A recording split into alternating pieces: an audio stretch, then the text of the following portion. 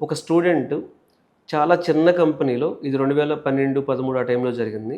చాలా చిన్న కంపెనీలో 5,000 ప్యాకేజ్‌కే జాయిన్ అయ్యాడు. 5,000 అంటే స్టార్టప్ వాళ్ళకి 5,000 ఇస్తాం మేము. ఒక 1 ఇయర్ అయిపోయిన తర్వాత పెంచుతామని చెప్పారు.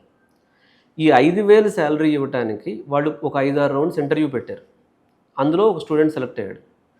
ఈ స్టూడెంట్ నా దగ్గరికి వచ్చి అడిగాడు, సార్ నేను ఇట్లా సెలెక్ట్ అయ్యాను, 5,000 సాలరీ ఇస్తా అన్నారు, వెళ్ళొచ్చా అని చెప్పి. ఆ కంపెనీ ప్రొఫైల్ నేను చూసినప్పుడు వాళ్ళ విజన్ బాగుంది. నేనేం చెప్పానంటే, ఇన్స్టిట్యూట్లో కూర్చుంటే ఏమొస్తుంది నీకు, హాస్టల్లో కూర్చుంటే ఏమొస్తుంది, రూమ్లో కూర్చుంటే ఏమొస్తుంది, బాబు నువ్వు వెళ్ళి ఏదో వర్క్ చెయ్యి. సార్ మరి 5,000కి ఒక టైంలో అయితే తను అన్నది ఏంటంటే, సార్ అక్కడ ఆఫీస్ బాయ్కి అంటే క్లీనింగ్ చేసే ఆఫీస్ బాయ్కి 10,000 ఇస్తున్నారు అక్కడ, నాకు 5,000 సార్ అన్నాడు. నేనేం చెప్పానంటే, నువ్వు నాలెడ్జ్ మీద ఫోకస్ చేయి, వీళ్ళు చేస్తుంది ఒక మంచి ప్రోడక్ట్ అని నేను తను రిక్వెస్ట్ చేశాను. తను కూడా కన్విన్స్ అయ్యాడు, వెళ్ళాడు.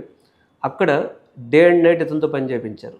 1 ఇయర్ ఇతను ఆల్మోస్ట్ ఎలా అంటే ఒక ఒక ఒక మెషిన్ లాగా పనిచేశాడు.